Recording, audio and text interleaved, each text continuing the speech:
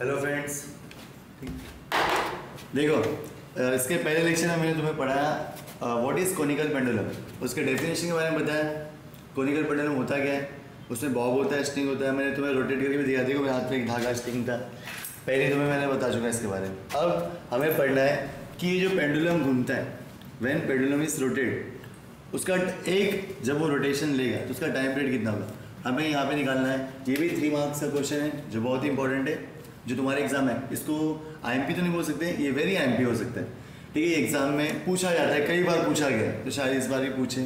3 marks का है। Obtain the expression for period of conical. Period का मतलब क्या होता है, मतलब टाइम पीरियड। ठीक है, इसे हम कहते हैं टाइम पीरियड। इसे एग्जाम में ऐसे लिख के है या पूरा लिख के है, टाइम पीरियड लिख के है, ऐसे पीरियड लिख के है, तो तुम्हें टाइम पीरियड निकालना।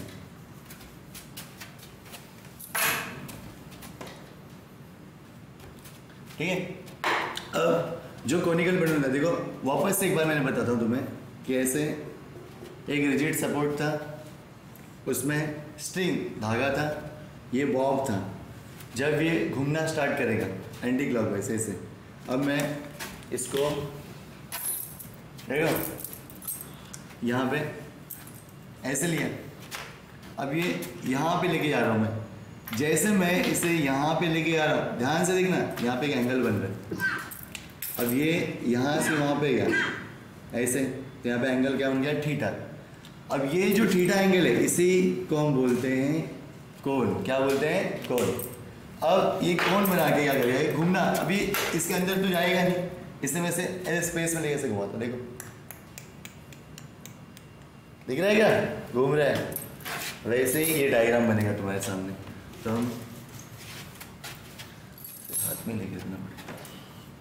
देखो, तो रिजिड सपोर्ट, स्ट्रिंग, बॉब वहां से वहां शिफ्ट हुआ,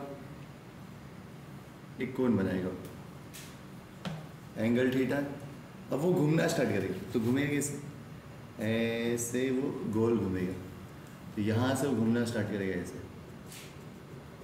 करेक्ट, देखो यहाँ पे दिख रहा है घूम रहा है, इसलिए डायरेक्शन, एंगल। अब ये जो था, ये स्ट्रिंग की लेंथ है टोटल। अब ये यहाँ पे स्ट्रिंग यहाँ पे आ गया। अब ध्यान से देखना, सारी बातें बता रहा हूँ मैं, डेरिवेशन नहीं स्टार्ट कर रहा हूँ, पहले बता रहा हूँ। अब ये देखो, ये ऐसे है, इसमें कोई तनाव दिख रहा है, तनाव, टेंशन। देखो धागा कैसे दिख रहा है, कोई टेंशन नहीं है। जैसे मैं इसको छोड़ूंगा, तनाव, ये इसके अंदर तनाव, टेंशन आता है। इस बॉब के वेट का इसमें क्या आता है, देखो टेंशन आ रहा है, मीन्स ये जो बॉब यहाँ पे होता है, इसका वेट कहाँ जाएगा, नीचे। उस वेट की वजह से स्ट्रिंग के अंदर क्या आएगा, टेंशन, जिसको टी नॉट बोलते हैं। क्योंकि मैं टाइम पीरियड जो निकालूंगा उसको टी लेने वाला हूँ, और ये टी नॉट है वो तुम्हारा रहेगा टेंशन। ठीक है, यहाँ पे कुछ नोटेशंस देने वाला हूँ। अब इस डायग्राम में बॉब यहाँ पे आ गया, बी पॉइंट पे इसने सर्कल बना दिया। सर्कल का रेडियस आर है, सी उसका सेंटर है। यहाँ पे पॉइंट ए ले लेता हूँ जहाँ पे वो स्ट्रिंग फिक्स है। थीटा सेमी वर्टिकल एंगल, आधा एंगल ऊपर से। ठीक है, अब ये टी नॉट क्या है, टेंशन इन द स्ट्रिंग। तो पहले मैं बता दूँ इसमें क्या क्या है। जैसे हम कंसंट्रेशन लिखते हैं, let small M,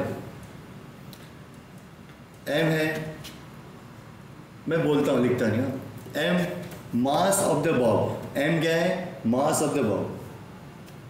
are radius of this horizontal circle. R क्या है, radius of this horizontal circle. Theta, theta है ये सेमी वर्टिकल एंगल। क्या है, semi vertical angle. T naught, T naught क्या है, टी नॉट है tension in the string. T naught क्या है, tension in the string. T तुम्हारा है टाइम पीरियड, टी तुम्हारा है time period. G acceleration due to gravity. What is M, mass of the bob. What is R, radius of this horizontal circle. Theta semi vertical angle जो ऊपर से बना है। T naught tension in the string. T time period of this conical pendulum. G acceleration due to gravity. सारे notations मैंने तुम्हें बता दिए।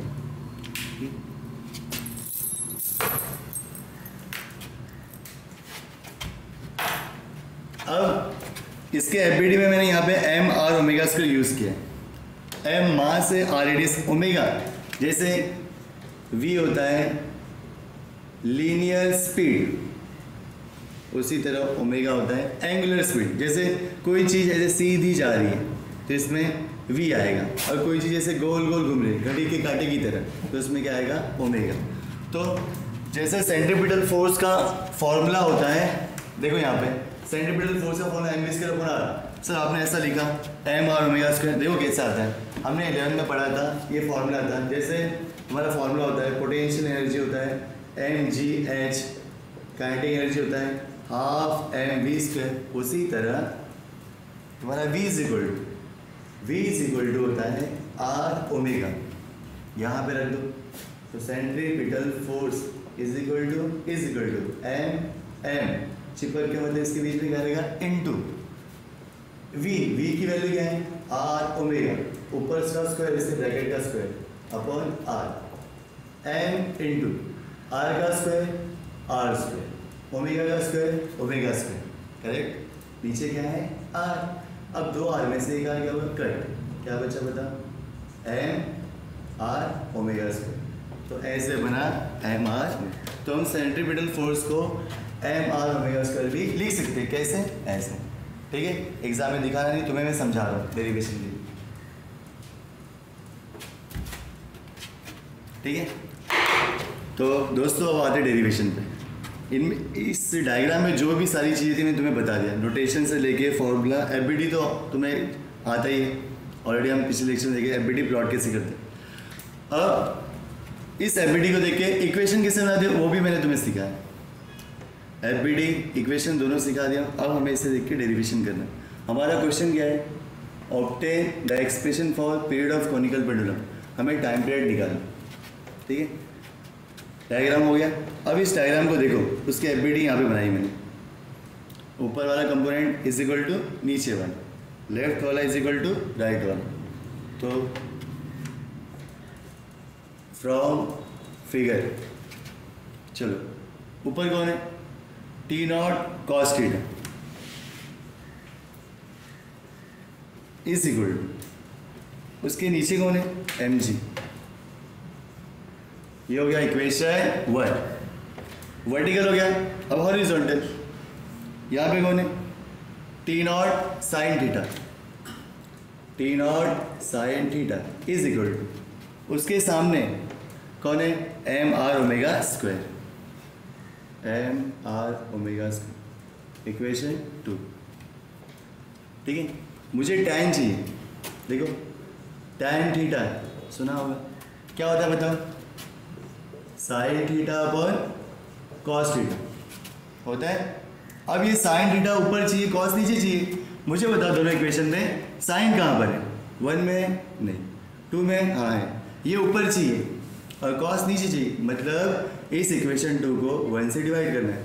तो इक्वेशन 2 डिवाइड बाई इक्वेशन 1, 2 का जो LHS है, LHS और उसके नीचे 1 का LHS, LHS upon LHS is equal to RHS upon RHS। तो लिखो T naught sine theta, left left, T naught cos theta is equal to 2 का RHS क्या है, M R omega square upon इसका RHS क्या है, एम जी।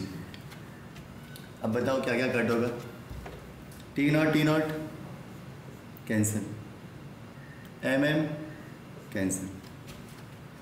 अब बचा sine theta upon cos theta, sine theta upon cos theta is equal to, यहाँ पे बचा R omega square upon g, sine theta upon cos theta tan theta, यहीं भी लिखता हूँ tan theta is equal to R omega square upon जी, ठीक है,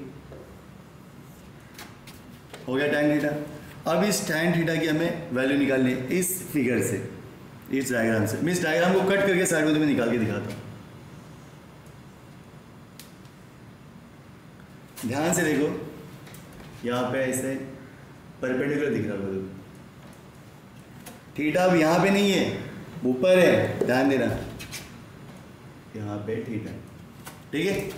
अब ये जो डिस्टेंस है देखो, रेडियस आर है, यहाँ पे आर ले लो, ये जो ये एल कॉस थीटा है, चलो ये तुम्हारा एल कॉस थीटा है, ठीक है। अब तुम्हें इसमें फॉर्मूला अप्लाई करना है, कौन सा, टैन थीटा का। देखो टैन थीटा का फॉर्मूला सभी को पता है, फिर भी बताता हूँ क्या होता है। Opposite upon adjacent, opposite side मतलब थीटा के अपोजिट में कौन है, आर है, उसके एडजेसेंट में कौन है, एल कॉस थीटा है, ठीक है। तुम्हारे टैन थीटा की value R upon L cos theta. तो ये डायग्राम एग्जाम में नहीं निकालो तो भी चलेगा, फिर मैं तुम्हें बताया कि तुम्हें समझ सकता हूँ। हम यहाँ पे लिखते हैं साइड में, tan theta is equal to R upon L cos theta. तो टैन थीटा की वैल्यू क्या होगी, R upon L cos theta, इसकी वैल्यू यहाँ पे रख दो, ये 1 हो गया, 2 हो गया, इसे मैं बोल देता हूँ इक्वेशन नंबर 3। तो यहाँ पे हम लिखते हैं put this value, put this value in equation 3। अब ये टैन की वैल्यू जो ये है उठा के यहाँ पे रख दो। तो यहाँ पे रखने में क्या होगा बताओ, R upon L cos theta, L cos theta is equal to क्या है, आर ओमेगा स्क्वायर अपॉन जी, ठीक है।